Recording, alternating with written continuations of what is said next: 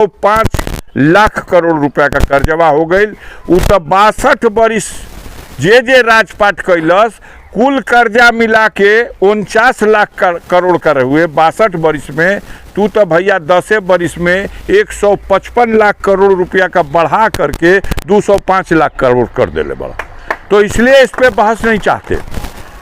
जब केहू सुनल चाहिए कि भैया मोदी जी तू अला तो कहला कि बड़ा आज पेट्रोल बिकाता 64 रुपया, एक बेर मौका दे दे जा मोदी के तो 50 रुपया का नीचे हो जाये।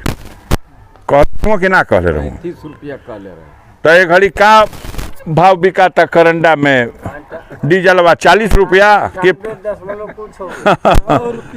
100 रुपया पेट्रोल पहुँच गई और 90 रुपया का डीजल हो गई। आ सिलेंडरवा 400 से नीचे आयल बा कि ऊपर गई बा 1100 हो गई। इसलिए ए पे बहस ना करिए लोग, ए पे क्यों नो बहस ना करिए लोग कि जौन कहले रहूँ जा कि महंगाई पे नियंत्रण पा लियल जाई तो महंगाई पे नियंत्रण तो ना भइल। मोदी जी चाहत हुआ कि जब लोकतंत्र का व्यवस्था रही तो जनता सवाल करी। ये मोदी जी आप कहले रही कि एक बेर अवसर मिली तब बेरोजगारी का समस्या खत्म कर दे। हर बरिस 2 करोड़ नौजवानों को रोजगार दे देंगे। तब मोदी जी अब तक 10 बरिस हो गई। 10 बरिस में वो हिसाब से जोड़ला पे तब 20 करोड़ बेरोजगार नौजवानन के आप रोजगार देले हुई। तो सैतापट्टी का प्रधान जी बैठल बना का गांव में तो जना था एक घर में 3-3 गो नौकरिया हो गई हुई सो हैं। इस सवाल पर इसलिए बहस नहीं होगी कि रोजी रोजगार देने के सवाल पर सरकार बिल्कुल फेल है। जो पहले नौकरी का व्यवस्था थी, आरक्षण का सवाल उठता था, नौकरिये नहीं खे तो कहाँ आरक्षण, सरकारी नौकरी खत्म। अब ठेका पे दे देते हुआ लोग कि हई विभाग में कर्मचारी चाहिए। ये ठेकेदार साहब तू ही जौन बा अपना कि यहाँ से हमरा के इतना आदमी दे दो, ठेकेदार साहब के पैसा दिया जाई, न पेंशन न निधि कटी न कोनो और जिम्मेदारी रही। यह व्यवस्था हो गई कि नहीं हो गई। तो नौकरी के नाम पर वादा तो था लेकिन ठग दिया। महंगाई के नाम पर वादा तो था, 2 गुना 3 गुना कर दिया। किसान भाई लोगन के कहले रहूँ कि आमदनी तो निश्चित दुना कर दे। किसान का आमदनी दुना तो ना भइल, खर्चा 3 गुना हो गई। अब तोहरा क्षेत्र का हिसाब बा हम नहीं जानत, लेकिन हमको जो पता चला कि पहलवा जब मोदी जी वादा करत रहुआ तो वो घड़ी ट्रैक्टर भाड़ा पे किसान मंगावे तो 300 रुपया दे तो 1 बीघा खेत ओकर जोता जाए 250 में। आ एक घड़ी अगर ट्रैक्टर भाड़ा पे मंगा के 1 बीघा खेत 1 जोतवई तो 800 रुपया से कम ना लगी। कितना लगी हो? कितना लेते हुआ लोग यहाँ? 1000। अब यहाँ पे जैसन खेत 600, 700, 800, 1000 ये रेट हो गई तो खर्चा तो 2-3 गुना हो गई। आमदनिया दुना ये सोचले रहा आदमी कि हई जौन तौल केंद्रवा पे धनवा तौलाता तो 1700 रुपया कुंटल तौलाता। तब मोदी जी जब दुना करे के कहत हुआ तो अब तो धनवा 3400 रुपया कुंटल तौलाई लके हुआ 3400 का रेट में। गेहुआ जो होत रहा आदमी की जौन 1800 का कुंटल का रेट बा, अब तौल केंद्र पे पहुंचा दिया जाए तो 3600 रुपया कुंटल दिया। बढ़ल बा कुछ? ये धोखेबाजी थी। अब का कहीं यहाँ चाहे विदेश में कहीं कहीं कि हम 80 करोड़ लोगों को 5 सेर अनाज देते हैं। देशवे के ऐसा साबित कर दिया कि पूरा देश भिखमंगा हो। 5 सेर अनाज देला तो रोटी खाला हमार देश। भाषण सुनले बड़ा जा कि ना सुनले बड़ा जा? केहू ही नहीं के पूछत कि ए मोदी जी ए भारत में राशन का दुकान से तो 2 किलो चीनियों मिलत रहा। बोला जा मिलत रहे कि ना मिलत रहे? तो चीनिया काहे बंद कर दिला? तो कहत हुआ कि शुगर का मरीज बढ़े लगला है तो चीनिया बंद कर दिली। पहले राशन की दुकान पर किरासन तेल मिलता था, बोतल लेके डिब्बा लेके आदमी जा। ए मोदी जी काहे किरासन तेल बंद हो गई? तो अरे ले जाके ढिबरी जलावा सो कितना जगह आग लग जात रहुए, बड़ा नुकसान होके ए लिए किरासन तेल बंद कर देली। आप जरा जोड़ो, 1 लीटर किरासन तेल 80 रुपया लीटर भइल, बाकी नहीं है मिलते नहीं खे। अगर खोजबा तो 80 रुपये डीजल का बरोबर हो गई बा। और अगर आप चीनी का रेट जोड़िए तो वो 80 रुपया का हो जाए 2 किलो। तब 5 किलो अनजा जो मिलता, ये जो बंद कैल हाँ चीनिया तेलवा, ओकर आधा तो भइल, लेकिन कोई चकमा दे करके देश को ऐसा बेवकूफ़ बना दिया। कितना गरीब आदमी के भैया कम से कम 5 किलो तो अनाज दे देता बे पैसा का। अरे 5 किलो अनाज देने को क्या कहा जाए कांग्रेस पार्टी के मालिकों को? ये खाद्य सुरक्षा नियम मनमोहन सिंह की सरकार में पास हुआ। मनमोहन सिंह की सरकार थी, उसी सरकार में ये खाद्य सुरक्षा अधिनियम पास हुआ था, लेकिन श्रेय वो नहीं ले सके। उनका बनाया हुआ नियम श्रेय इन्होंने ले लिया। ये बहुत चालाक लोग हैं।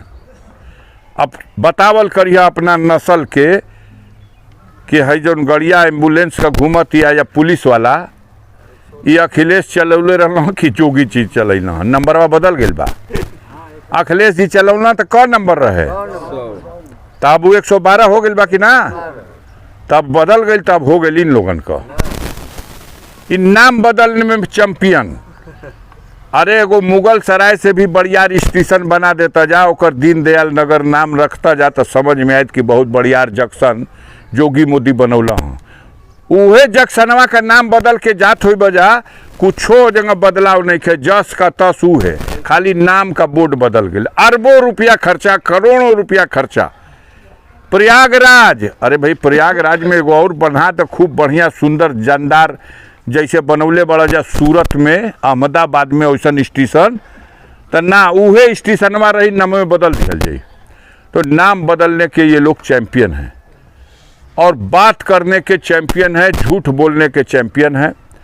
कुछ अजीब अजीब लीला होती है, कहते हैं कि हम तो फकीर हैं, झोला उठा के चल देंगे, न खाइब न खाए देब, न सुतब न सुते देब, और सौगंध राम की खाते हैं हम, देश नहीं बिकने देंगे। हवाई चप्पल पहन के घूमने वालों को हवाई जहाज में उड़ा देंगे। ये कुछ डायलॉग सुन ले बड़ा जा कि ना उनकर मन का बात करे ना, तब मन का बात में अपान मनवा का तो कुल कह देला। तोहरो मनवा का सुनत हुआ। इस देश की प्रधानमंत्री श्रीमती इंदिरा गांधी थी, तो जो एयर इंडिया श्रीमती इंदिरा गांधी ने टाटा से एक्वायर किया था, आज देश के प्रधानमंत्री नरेंद्र मोदी हैं। उसी एयर इंडिया को, जो भारत सरकार की संस्था, उसको इन्होंने टाटा को फिर बेच दिया। ये जानते हैं कि नहीं जानते? टाटा को बिक गया। आपको हवाई जहाज में उड़ई हाँ, हवाई जहाज में टाटा के बिका गई, तब तो टाटा ले तो ऊ ना उड़ाई कि तू का उड़ावत हुआ। हवाई अड्डा, बस का अड्डा अडानी नहीं बना सकता, लेकिन लखनऊ का चौधरी चरण सिंह के नाम का हवाई अड्डा अडानी के नाम पे 50 बरिस का सट्टा पट्टा हो गया। इस देश की अजीब स्थिति है कि अनिल अंबानी जैसे उद्योगपति का, धीरू भाई अंबानी के 2 बेटा, अनिल अंबानी, मुकेश अंबानी, अनिल अंबानी का 50,000 करोड़ का कर्जा मोदी की सरकार माफ कर सकती है। और गरीब के ऊपर बिजली का बिल 2 महीना ना जमा हो तो कनेक्शन काट के मीटर उखाड़ करके अलग यहाँ से तहसील में नोटिस भेजे ललका की ल है। 2-4 हजार के कर्जे के लिए आपकी इज्जत उतार देंगे। 50,000 करोड़ का कर्जा उद्योगपतियों का माफ कर देंगे। बहुत दरिया दिल आदमी है, फकीर आदमी है, झोला उठा के चल देंगे। अभी जो भंडाफोड़ हुआ है, सारा देश अवाक है। सुप्रीम कोर्ट ने एक आदेश किया, 2017 में एक नियम बनाया, भारतीय जनता पार्टी के यही नरेंद्र मोदी की सरकार ने एक नियम बना कि इस देश में चुनाव लड़ने वाली पार्टियां जो उद्योगपतियों से, अपने पार्टी के कार्यकर्ताओं, नेताओं से, समर्थकों से चंदा लेती हैं, उसको हम लोग एक नया कानून बना दे रहे हैं। उस माध्यम से चंदा वसूलाई वो ढप्पी चौंदा कहाई, उसका इलेक्टोरल बॉन्ड के नाम से। ये का होई भैया, तो स्टेट बैंक ऑफ इंडिया देश का एक ही बैंक ऐसन रही जौन बॉन्ड बेची, आ जैसे जेके चंदा देवे के होई वो जा करके स्टेट बैंक से 1 लाख का, 1 करोड़ का, 100 करोड़ का बॉन्ड खरीद ले, पैसा दे या खरीद ले, और वो कागजा का प्रमाण पत्रवा ले जा करके जेकर पार्टी में देहल चाहे ओके दे दे, न पे ओकर नाम रही, न कोनो पहचान रही, आ न देवे वाला के उ देहलस ओकर कोनो निशान रही, न ओकर कोनो पहचान रही। एके ढप्पी चंदा कहल जाला। उस समय रिजर्व बैंक ने आपत्ति किया कि नहीं, ये गलत नियम बन रहा। भारत निर्वाचन आयोग ने भी इस पे आपत्ति किया, ये गलत नियम बन रहा। लेकिन हमार सरकार बा, हम बहुमत में बानी, हम अरुण जेटली देश के फाइनेंस मिनिस्टर थे, कानून बन गया, पास हो गया। वो घड़ी केहू देश के ना जान पैलस कि दादा ई कौना मकसद से ही बनल बा। 2017 में बना, 2018 में चंदा, 2019 में चंदा, 19 में इलेक्शनों भइल हुए, 20 में, 21 में, 22 में, 23 में चंदा वसूली भइल। अब ये जा करके 2024 में ओकर भंडा फूटल है कि का कानून रहल है। तब भंडा का फूटल, सुप्रीम कोर्ट ने कह दिया स्टेट बैंक ऑफ इंडिया से कि आप हिसाब दीजिए चुनाव आयोग को कि कौन कंपनी या कौन कौन व्यक्ति कितना कितना रुपया का बॉन्ड किनले बा आ के देहले बा, ताकि उसे पूछाओ कि रुपयवा कहाँ से पहला की बंडवा किनल ह, आ उसे पूछाओ कि तोके जो रुपयवा मिलल ह तई कहाँ से माल मिलल ह। एमे कौनो घपलाबाज तो ना हिल जी सो। तो ये आदेश कर दिया हमारे देश के सर्वोच्च न्यायालय ने कि दिखाना पड़ेगा। बड़ा बहानाबाजी कैल हाँ स्टेट बैंक का लोग कि ना साहब अब ना मिली, ओ पे तो कुछ है नहीं के, पते नहीं के चलत, तो जून में खोजल जाई तो रिकॉर्ड मिलावल जाई तो दिया। लेकिन सुप्रीम कोर्ट ने कहा कि कंटेम्प्ट का केस चला दिया जाएगा, नहीं तो आप 24 घंटे के अंदर चुनाव आयोग को दे दीजिए। अब जब चाँप चढ़ल तो चुनाव आयोग के देहल हूँ, तो जब चुनाव आयोग से सुप्रीम कोर्ट कहल सकी जो मिलल बा तो हमके दो, अब देश में सार्वजनिक कैल जाओ। 28,300 बॉन्ड बिके हैं। 28,300 में अभी 18,000 का हिसाब किताब सामने आयल। 18,000 बॉन्ड का आपको पता है 8,500 करोड़ रुपया अकेले भारतीय जनता पार्टी ने ये ढप्पी चंदा लिया है।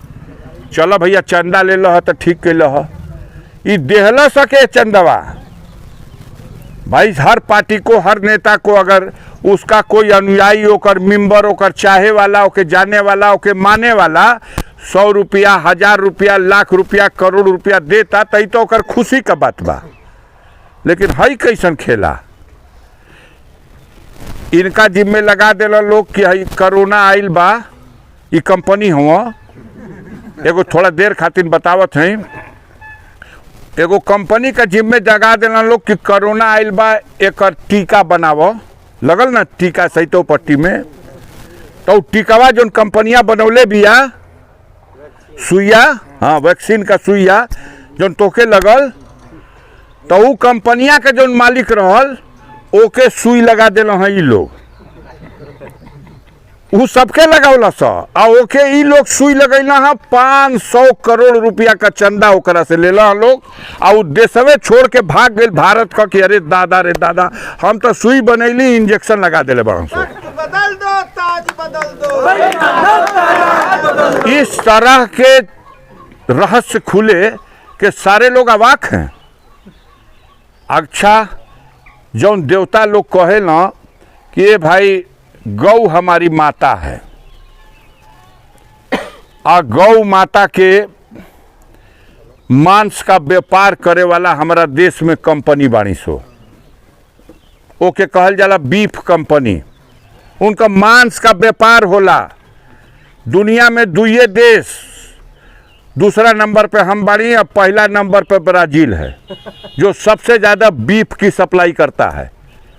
बीफ बनाने वाली कंपनियों को लाइसेंस भी भारत सरकार दी है।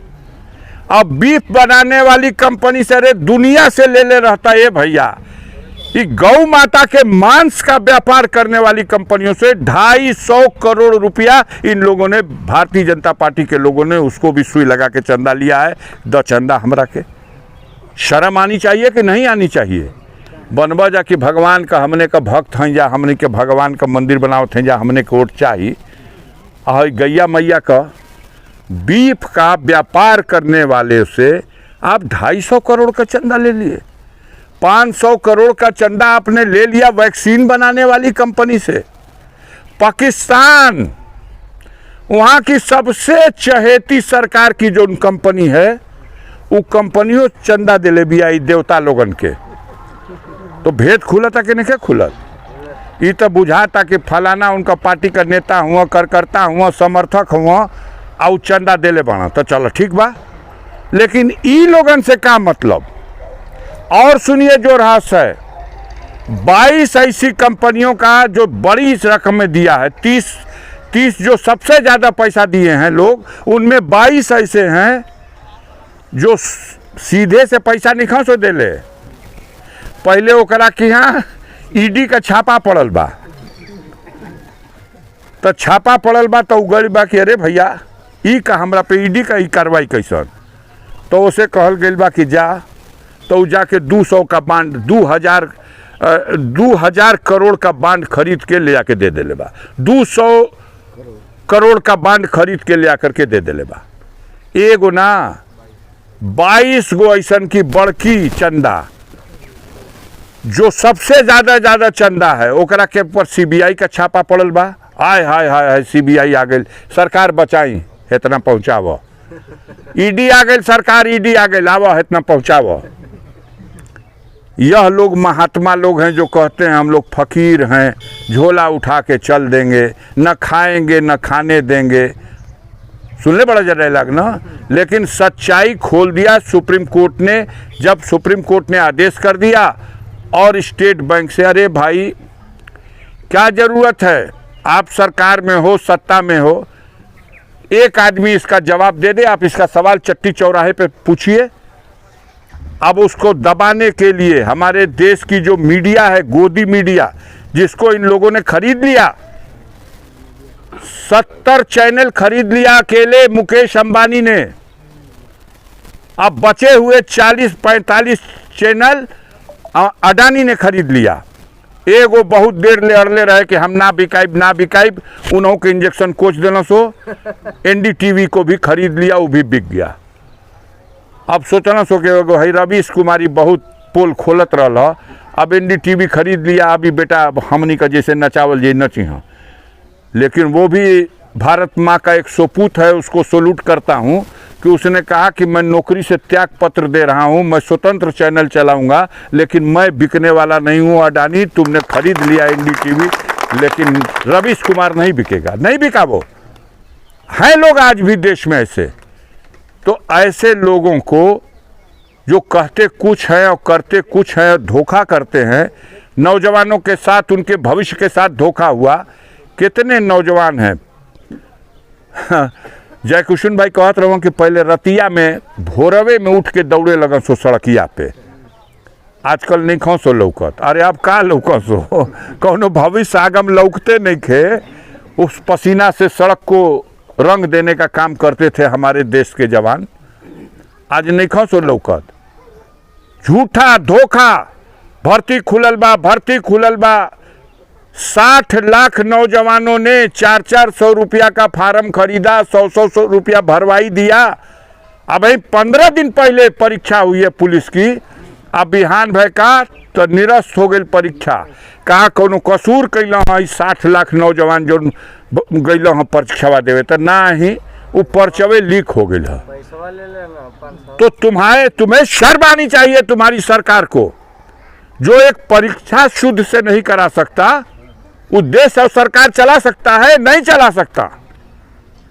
आज कितने नौजवान हैं जिनके पास डिग्री है, जो तैयारी किए हुए थे, आज वो निराश हो रहे हैं, उनकी उम्र खत्म हो रही। इस सरकार में नौकरी मिलने वाली नहीं है, इस सरकार में रोजगार भी मिलने वाला नहीं है। जिस देश का प्रधानमंत्री कहता है कि बड़ी बड़ी 20 तल्ला बिल्डिंगिया जो खड़ा होता है, सो ये बिल्डिंगिया का किनरवा ठेला लगा लेता जाता है, एगो रोजगारे न हो जाए। ठेले पे पकौड़ी बेचो, चाय बेचो। ये जिस देश के नौजवानों को, पढ़े लिखे नौजवानों का भविष्य अगर पकौड़ी बेचवाने पे लगा रहा है, तो उससे अगर चाहिएगा कि देश का कल्याण हो, तो कल्याण होने वाला नहीं है। 10 बरस तो भैया जितना नचावल चहला नचैला हूँ, अब समय आ गया है। अब की बेर आपके दरबार में आने से पहले अपने से घोषणा करत हुआ सो कि 400 के पार, और उत्तर प्रदेश में कहत हुआ लोग 80 में 80 हो। सूची निकालत हुआ लोग 51 गो आयल है ना हो उत्तर प्रदेश में। 50 एक 51 गो में एगो फेर दिले, बाकी हम ना लड़ब, भाग गई। 50 गो बाणा आ जीत गए बड़ा लोग 80 हो। हमने का पागल हैं जाके अब आयल बन जा मांगे, वो जीत गए बड़ा 180 हो। तो ये उनका अहंकार बोलता है, ये उनका घमंड बोलता है। अहंकार और घमंड किस बात पे है? इस बात पे कि जितने विरोधी थे उनको हमने कुचल दिया है, उनको हमने बर्बाद कर दिया है। सुनत होगा जब 2 दिन का केजरीवाल के उठा ले गए बणसो, जिसने विरोध किया अन्याय का इनके, वो झारखंड का मुख्यमंत्री हेमंत सोरेन आज जेल में है। मनीष सिसोदिया जो दिल्ली का उप मुख्यमंत्री है, आज जेल में है। हमारा पे जो बीतल है, यो खबर आप लोगों के लगल हुई। आप विरोध मत करो हमारा, हम नाजायज करेंगे, हमको टोको मत, हमको बोलो मत। हम जुल्म जाति अत्याचार हमारे लोग किसी पे करें तो ओकरा ओर से खड़ा मत होखो, ओकर गुहार मत करो। और जब आप नहीं मानोगे तो आपके साथ यही व्यवहार होगा। हमारे साथ जो हुआ, पूरे परिवार को तहस नहस करने की कोशिश करके हमारा मनोबल तोड़ने का प्रयास किया गया, लेकिन आप लोगों की दुआ आशीर्वाद साथ रहा। वो तो जड़ खन्नत 5 बरिस समय बिता गई, अब आ गई हम उनकर जड़ खन्ने शुरू कैले बनी। अब कोशिश में बानी कि पूर्वांचल में एक सीट नहीं जीतने पाए। ये भारतीय जनता पार्टी और उसके लेफ्टिनेंट, गाजीपुर में तो कैंडिडेटवे नहीं के मिलत, जो हाथ हुआ लोग दिया ले करके ओझैती होता कि के लियावल जाओ, फलाना यहाँ अच्छा भैया वहाँ तो ना ही सर्वे में उनकर कुछ शक बतावता, फलाना यहाँ तो है। हाँ, तब केहू का नस ढील होता, केहू कहता कि ना लहर आवता है, जगह बड़ा बढ़िया बर्फीली हवा चलता, हम यहाँ रहो। हमहू कहली हाँ, हमार करतो कई गो कहला हाँ कि जब काशी आई गई बड़ा तो आ जा लहुरिये काशी में फरिया जाओ तोहरे से। यो गाजीपुर लहुरिये काशी है, आवा यहाँ फरिया जाओ। अब बताओ, बाघ सिंह के बुलावल जाए लड़े खातिर, कहली कि ए भैया बाघ सिंह के बुलावा, बरसिंघा सिंह के बुलावा।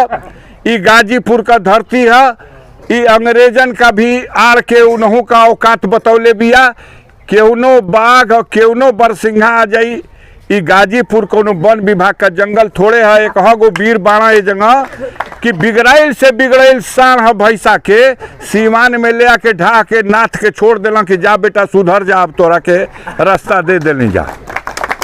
गाजीपुर की जनता इनके धमकी से, इनके डर से डरने वाली नहीं है। और हम अपनी तरफ से तो इनसे कह चुके हैं कि हमारे तो पूर्वजों ने देश पे जब अंग्रेजों का शासन था तो अंग्रेजों से मुक्ति कराने के लिए भारत को स्वतंत्रता संग्राम आंदोलन में बलिदान दिया है। 12 लोग हैं हमारे परिवार में, हमारे बुजुर्गों में, जो जेल गए हैं, कोड़े खाए हैं।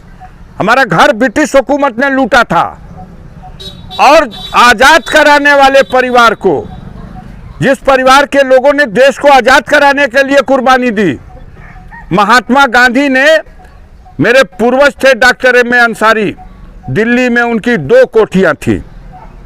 जब 1926 और 1927 में वो इंडियन नेशनल कांग्रेस के प्रेसिडेंट बने, जब देश में स्वतंत्रता आंदोलन चरम पर था, जहां एक तरफ भगत सिंह चंद्रशेखर आजाद, अशफाकुल्लाह बिस्मिल भगत सिंह चंद्रशेखर आजाद कुर्बानी दे रहे थे, महात्मा गांधी एक तरफ अंग्रेजों भारत छोड़ो का नारा दे रहे थे, उस समय दिल्ली में केंद्र में कांग्रेस पार्टी के पास कोई अपना केंद्रीय कार्यालय खोलने का लिए स्थान नहीं था।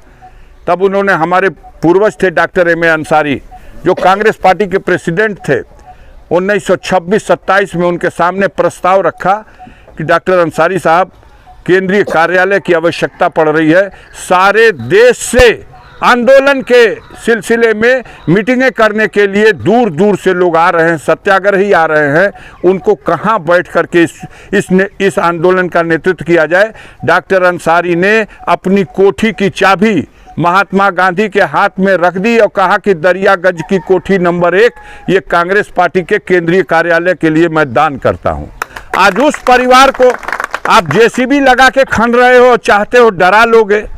अरे जब पुरखों ने कुर्बानी दे दी देश की आज़ादी के लिए, तो हम लोग भी कुर्बान हो जाएंगे, लेकिन तुम्हारे जुल्म अत्याचार के सामने हम घुटना नहीं टेकेंगे। और नहीं टेका, झूठा मुकदमा चला के, सजा करा के जेल में डाल दिया हमको। सबकी अब का, अब तो इनके सजा करा देली, इनका पदों खत्म हो गई, आगे चुनाव कबो ना लड़ पाई, अयोग्य घोषित हो गई ना। लेकिन उन तो जश्न मनाते रहे। बाबा साहब भीमराव अंबेडकर के संविधान में, हमारे देश के कानून में रास्ता था, मैं उसी रास्ते पे चल के हाईकोर्ट गया, हाईकोर्ट से जमानत मंजूर हुई, उसके बाद सुप्रीम कोर्ट चले गए, सुप्रीम कोर्ट में बहस हुई, पूरी सरकार खड़ी हो गई, भारत की, उत्तर प्रदेश की सारी सरकार, कि निकले ना पावे, ओकर सजा टूटे ना पावे। लेकिन बहस जब हुई तो हमें न्याय मिल गया। सुप्रीम कोर्ट ने आदेश कर दिया कि गाजीपुर के न्यायालय ने जो अफजाल अंसारी को सजा का आदेश दिया है, उस आदेश को निलंबित किया जाता है, उसकी अपील के निस्तारण तक। हमारा पद बहाल किया गया, हमको चुनाव लड़ने की योग्यता प्रदान कर दी गई।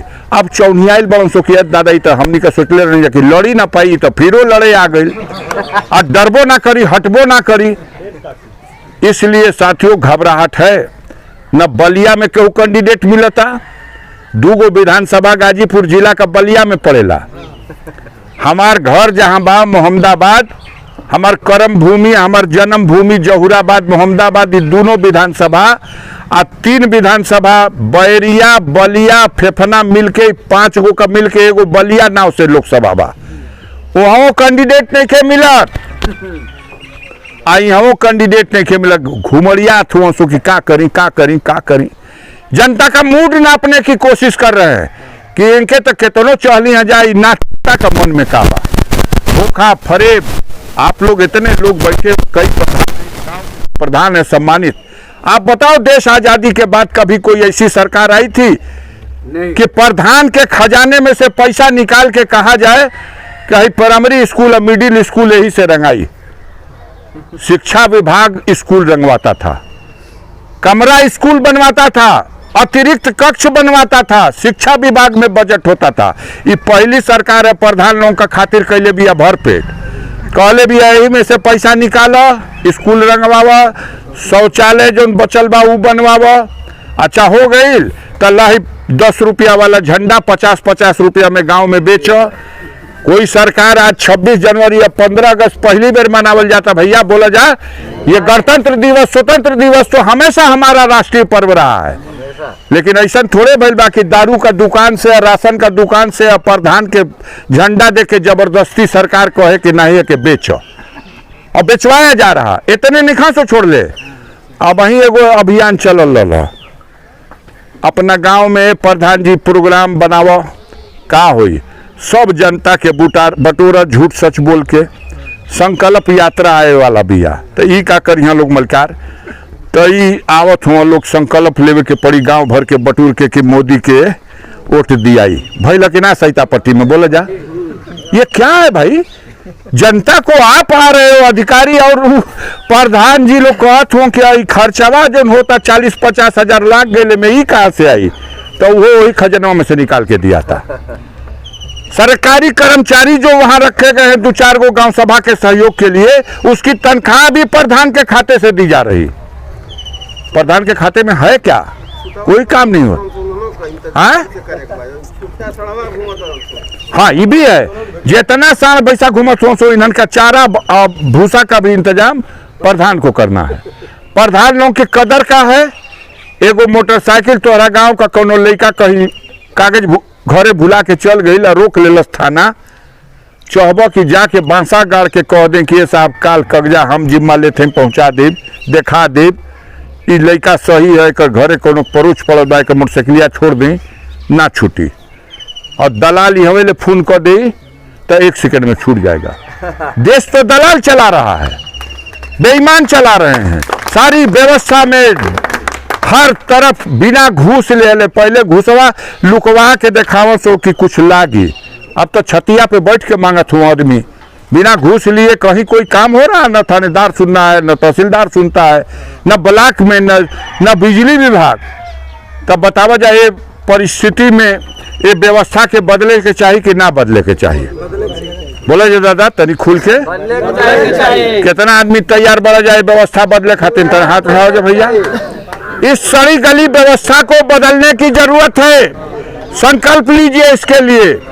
अगर इनको मौका मिल गया तो आने वाले दिनों में ये देश का संविधान भी खत्म कर देंगे, देश में लोकतंत्र खत्म कर देंगे।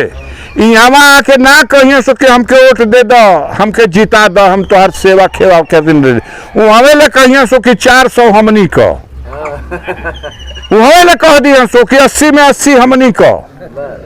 तो जनता का फैसला होके के चाहिए कि वहां से घमंड में जो बोला था ओकर फैसला माने के चाहिए। जनता का फैसला अगर लागू होना है तो देश के संविधान को बचाने के लिए एकजुट हो जाइए। और आने वाले दिनों में उत्तर प्रदेश में सबसे बड़ी जिम्मेदारी समाजवादियों की है, समाजवादी कतार के लोगों की है। समाजवादी पार्टी के राष्ट्रीय अध्यक्ष ने एक फार्मूला भी लिया है और उन्होंने कहा कि पीडीए को फोकस कीजिए। जितने पिछड़े लोग हैं, दलित समाज के लोग हैं, अल्पसंख्यक समाज के लोग हैं, इन सब के साथ बेइंसाफी हुई है इस सरकार में।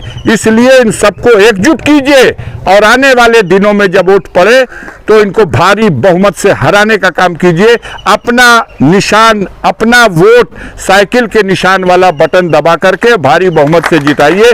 बहुत बहुत धन्यवाद। जय भीम, जय समाजवाद। नमस्कार।